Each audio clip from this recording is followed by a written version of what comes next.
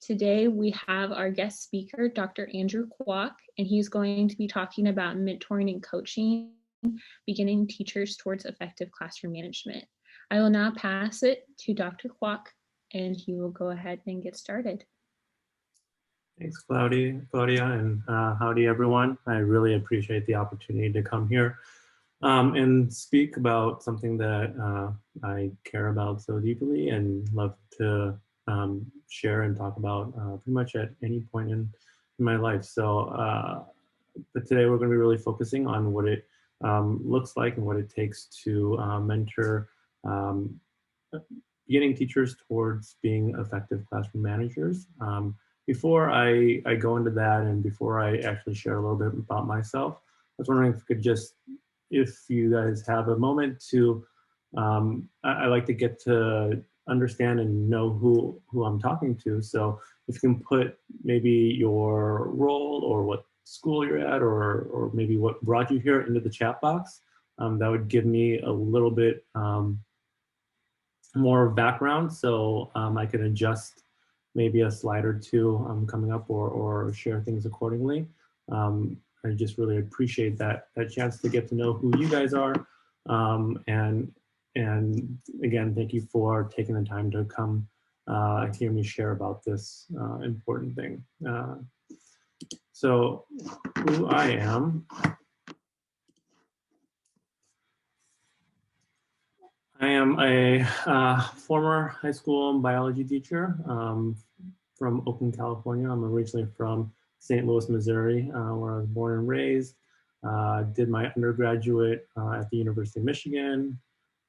Wasn't quite sure what I wanted to do with my life during that time, but I realized that I was decent at teaching, so decided to join an alternative certification program. Went out to Oakland, California, taught for several years, and it was just an eye-opening experience where if you can imagine anything that you've seen about an urban school pretty much happened in my classroom, but it allowed me to recognize my love for education and allowed me to go back and do something a little bit different. I appreciate those who are sending out who they are, and it's really awesome to see kind of the range of individuals who are here. So after teaching, I went to get my doctorate in teaching and teacher education at the University of Michigan, and then went back out to California. So Michigan, California, Michigan, back out to California to be faculty out there, in which I got a chance to also work with the state's largest induction program. They require, California, the state, they require that all beginning teachers are enrolled in a beginning teacher induction program and receive mentoring and coaching supports throughout their first 2 years. And so getting a chance to work with that program to help work with their coaching curriculum, as well as do some research with beginning teacher and coach satisfaction was a great opportunity for me to partake in. And then after being there for several years, I came out here to A&M, in which I am an assistant professor in the Department of Teaching, Learning, and Culture. This is my 3rd year, and you can see my lovely family there. Have a 5-year-old daughter, Madeline, and a 3-year-old son, Silas. And my wife, who's also a clinical professor in the department focused on disciplinary literacy. And that is socially distanced Santa behind us.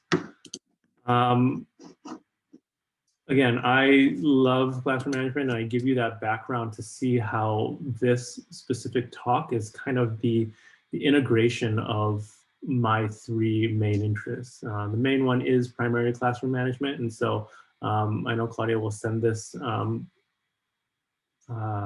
this PowerPoint out afterwards, and each of these are hyperlinked so that you can see some of the work that I've done. And if you wanted to learn more about what it takes to understand the relationship between quality and classroom management, or some differences within teacher preparation and teacher induction, I just wanted to put these resources. My hope was to just embed as many supports and resources throughout this slide, because we only have less than an hour to go through things. And I wanted to make sure that if you wanted to dive into some of these topics a little bit more, that you could definitely do that. By all means, if you care to reach out and have a more in-depth conversation, I'm more than happy to do that as well. But just wanted to give you, I guess, a little bit of my credentials so that you have an idea of, what I'm coming here with, and how I can provide hopefully some practical experience for you to integrate with throughout your coaching and with your advisees. I can't play it. Well, it was a little GIF, but not really working. My kids are my life, and so it was them really enjoying the fall. I can't seem to play right now, but maybe it'll be embedded as part of the PowerPoint that goes out later on. So yeah, those are just a handful of things that I've got a chance to work on if you wanted to dive into things a little bit more in depth.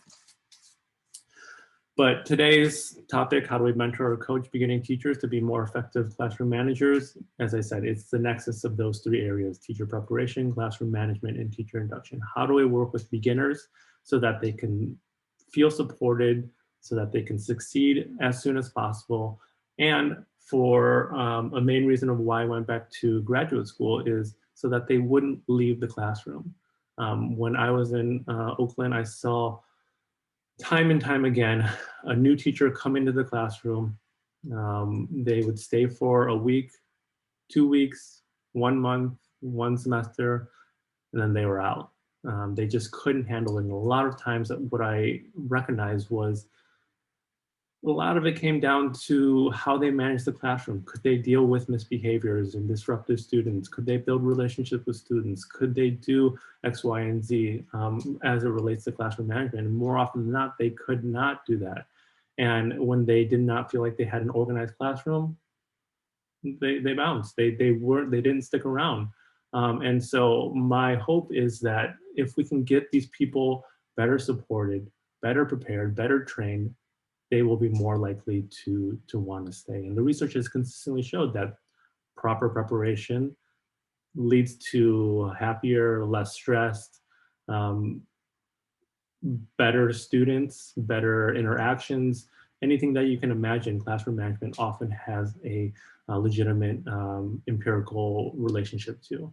And so that's why I've just really dedicated my life's work in order to make this happen, because it's just so crucial. And the work that you guys are doing in order to support them, because not necessarily all teacher prep programs get the opportunity or emphasize this, I think is a tremendous undertaking. And I really appreciate the work that you guys are doing in order to make this happen. So an overview of what's I'm going to touch upon is we're going to talk about the definition and the terminology of what classroom management is. I think you guys all may come here with your own conceptions of what that is, but I'm going to share mine and explain how it might be a little bit different, at least from beginning teachers' beliefs, and thinking about how we can have them shift their understanding so that they can properly manage the entire classroom as opposed to just one portion of it.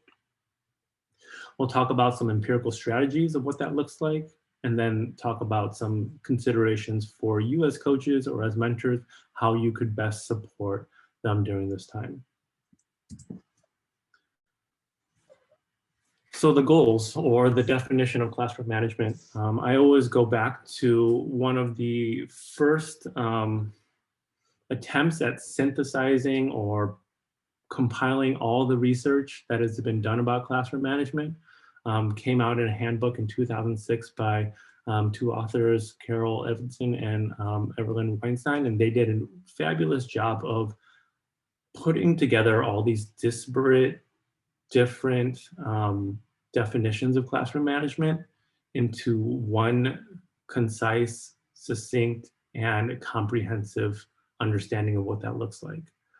Oftentimes it focuses on just control or just behavior, but they recognize that in order to manage the classroom, you have to indeed manage the entire classroom and everything that is involved within it. So they talk about how the goals of classroom management is to establish and sustain an orderly environment so students can engage in meaningful academic learning and to enhance students' social and moral growth.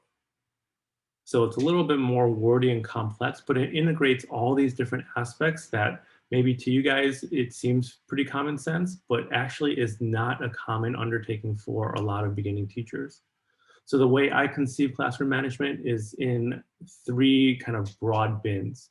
It takes a look at the academics, what it means to engage in meaningful academic learning. It talks about behavior, which is probably the most common aspect that we'll spend the next couple of slides discussing how beginning teachers think about it. And that's what it means to establish and sustain an orderly environment. And finally, it's the relationships, what it means to enhance students' social and moral growth. And that's going to actually be the primary emphasis of what it means to be an effective classroom manager. And we're going to spend actually the majority of the time focusing on what it means to build effective relationships. So even though I gave you kind of a three-pronged or more comprehensive explanation of classroom management, beginning teachers tend to believe, whether on their own or from their preparation program, that classroom management is not about the classroom specifically. It's about control. It's about authority. And it's about handling misbehavior. How can I make the students do what I want them to do? In this sort of definition, you don't see anything about relationships. You don't see anything about the students. You don't see anything about the lesson plan or academics. You just focus on one of those components. And so undoubtedly, you're restricting what it means to manage a classroom. So from the very jump, these beginning teachers have a very limited, restricted understanding of what it means to manage a classroom.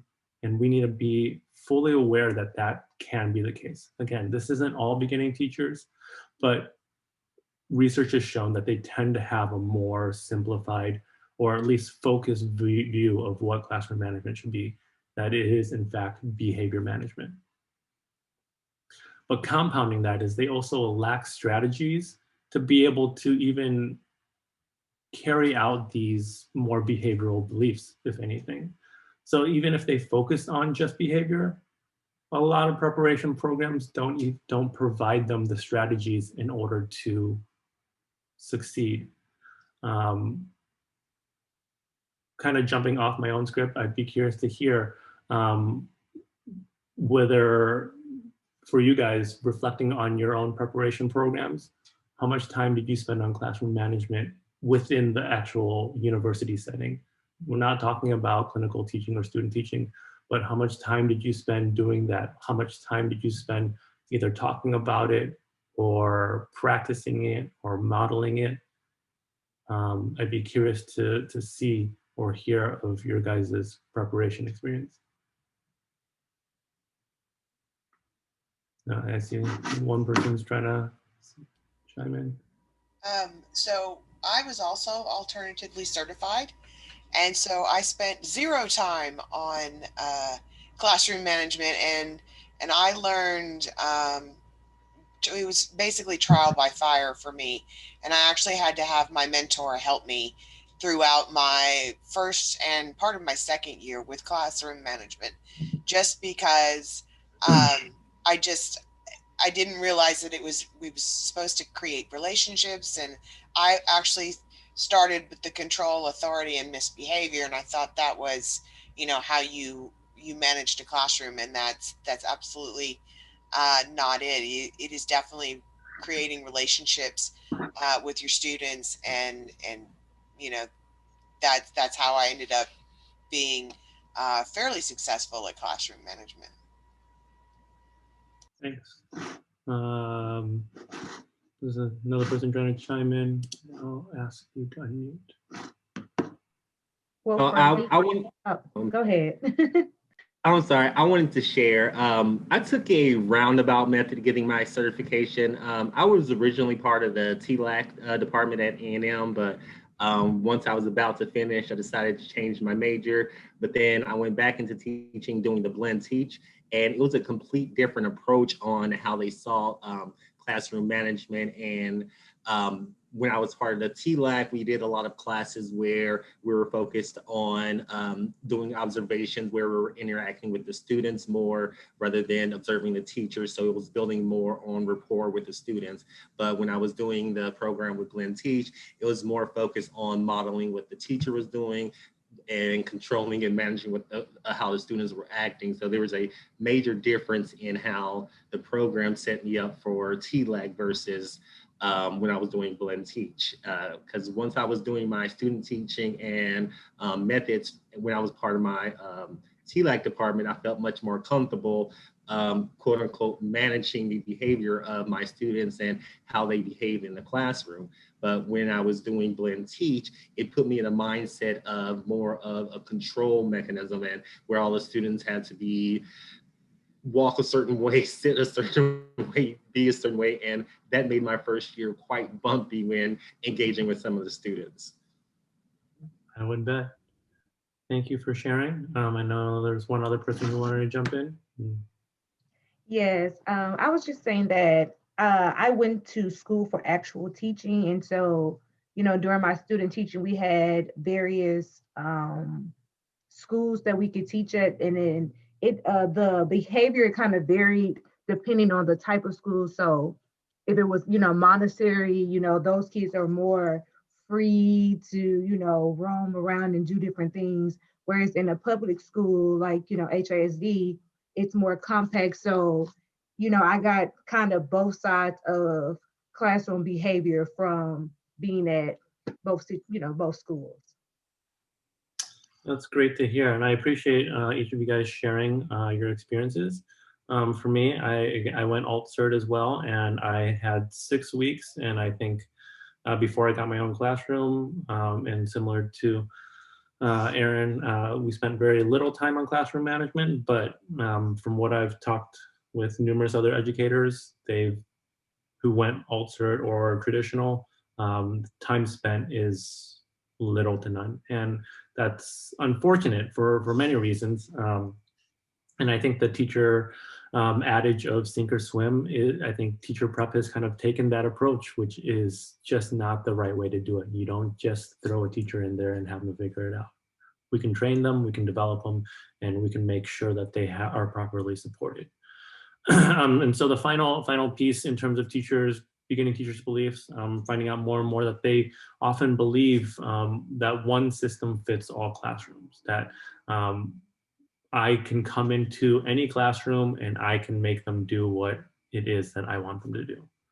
And I don't think that's necessarily wrong, but I think that's a little incomplete. I think there's opportunities in which you can create good classroom managers, but the best ones are the ones that are able to adapt to the specific students that are there and are able to adjust to their specific needs, which I'll talk about in just a second. So we can see that beginning teachers' beliefs can be a little bit restricted. Again, not all beginning teachers, but that just tends to typify that if they're not receiving any preparation and all they know at this point are limited views of what it means for an organized classroom in which they need to sit in desks and rows and everyone's eyes forward and there should be absolute silence, well, they're gonna probably try to follow through on what that looks like. So it is gonna be, and if you have any questions or any comments, again, feel free to type up in the chat. I told Claudia is going to be a nice moderator, and I gave her permission to interrupt me throughout this entire time. But we talked about how they tend to focus, or many teachers tend to focus on behavior and control. But instead, we have to work towards creating the idea of relationships and safety as the primary emphasis. They believe I'm saying they, as in beginning teachers, often believe that controlling student behavior will allow the classroom to become a safe space, which there is some truth to that, right? If students are controlled, then it's going to be quiet and it's going to appear safe. But it's not necessarily, it may be safe for you, the teacher, but it may not necessarily be what the students are looking for. And if anything, they could feel very restricted and tight and uncomfortable in that environment because it's not allowing them to be who they want to be. Instead, the converse, or kind of the flip of what that should, in my opinion, look like, when students feel safe, when they feel valued, when they feel like a productive member or a citizen of that classroom, then they will want to preserve and participate and be in that space. Right? They will want to take ownership of that classroom and make sure that they have the opportunity to learn, because they have someone fighting for them. They have someone who's looking out for them and wanting to do the best, wanting them to achieve the best that they can be.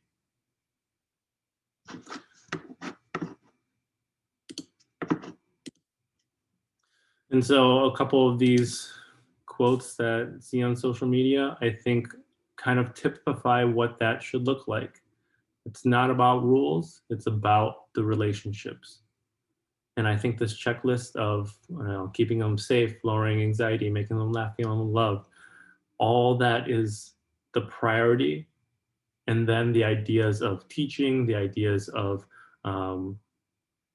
enacting expectations and rules and determining what those procedures would look like, those will come a little bit more naturally. I'm not suggesting to throw those out the window and just worry about hugging and loving your kids. But if that's not a priority and the kids don't recognize that as a priority, will they want to abide by your rules, and will they want to be a part of what you have set out for them?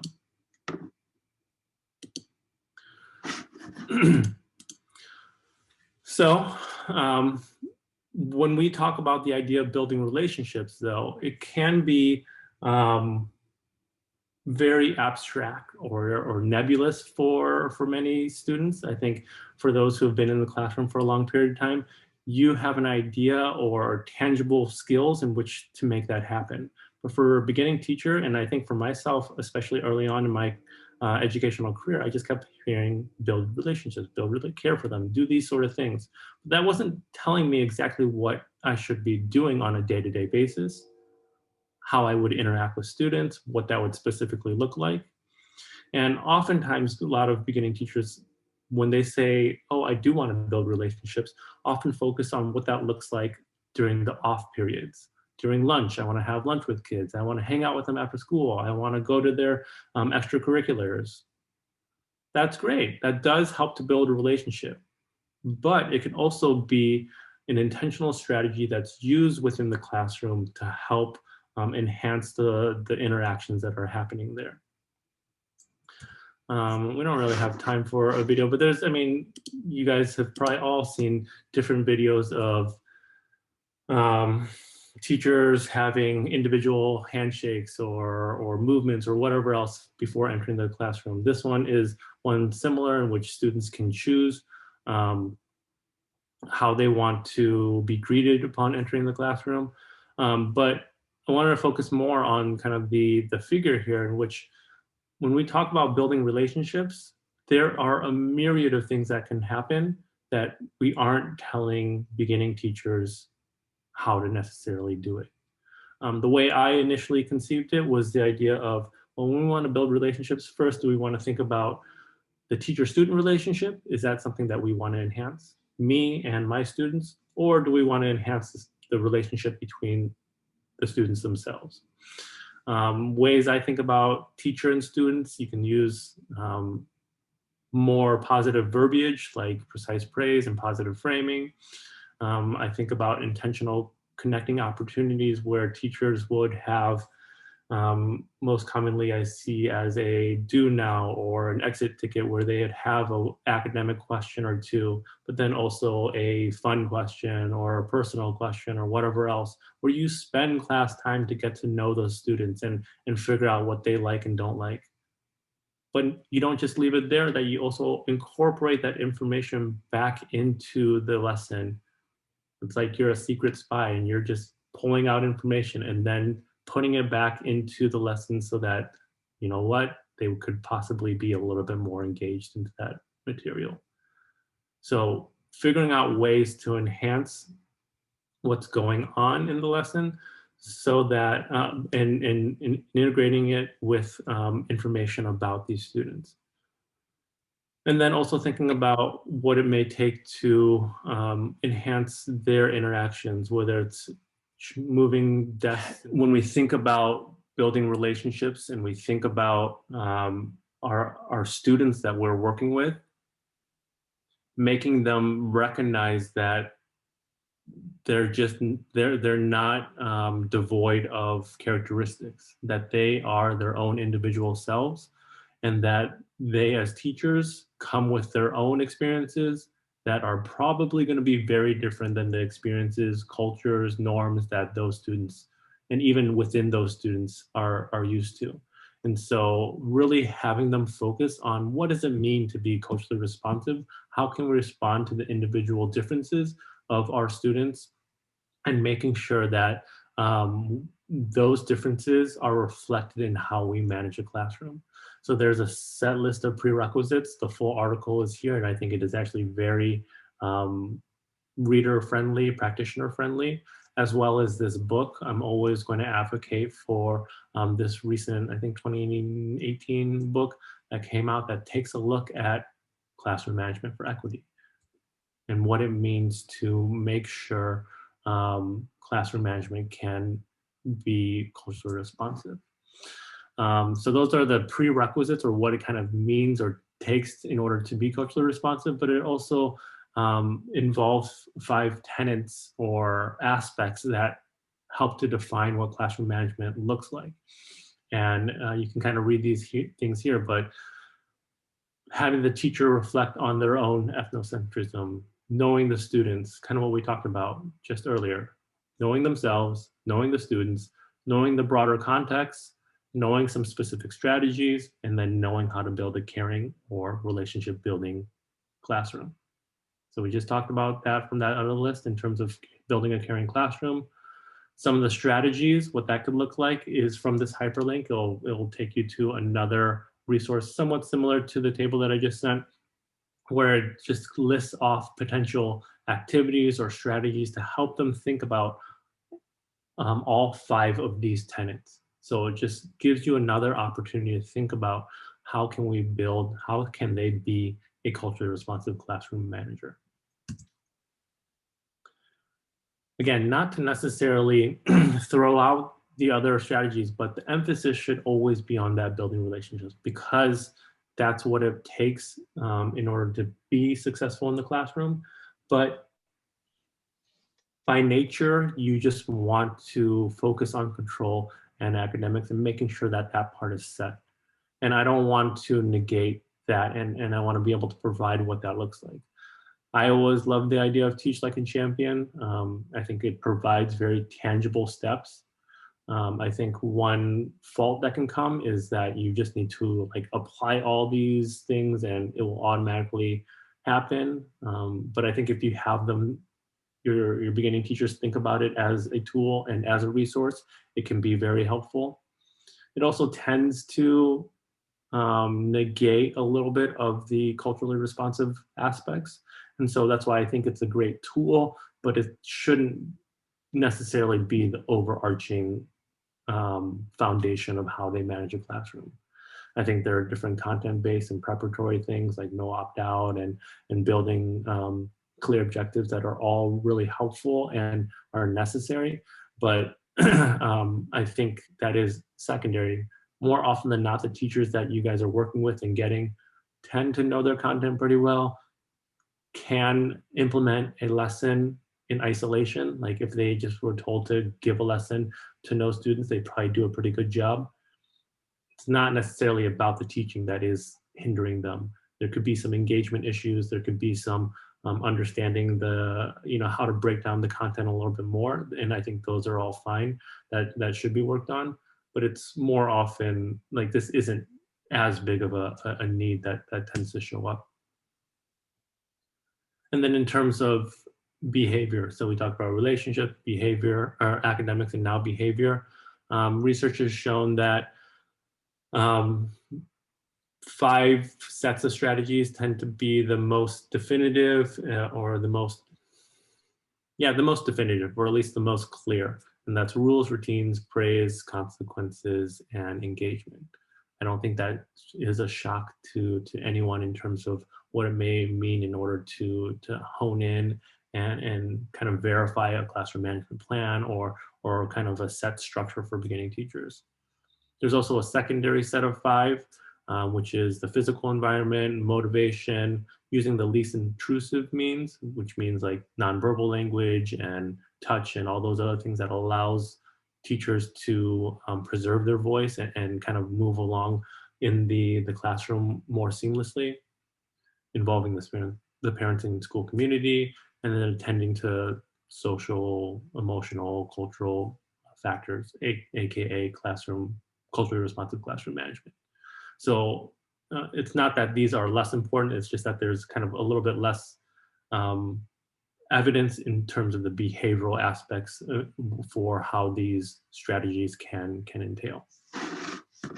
So a host of things that you can kind of choose and hone in on with your mentees. And then finally, so we just kind of like vomited out a bunch of different strategies to consider. I definitely would not do the same to your mentees or to your beginning teachers, right? You want to attend to their specific needs. So some things to consider, especially as I work with some of these local districts, is understanding your specific paradigm, your mentees, the school that they're in, the preparation program that they came from. How did they train? How did they prepare? What is their current perspective and approach of classroom management? What are they bringing to the table?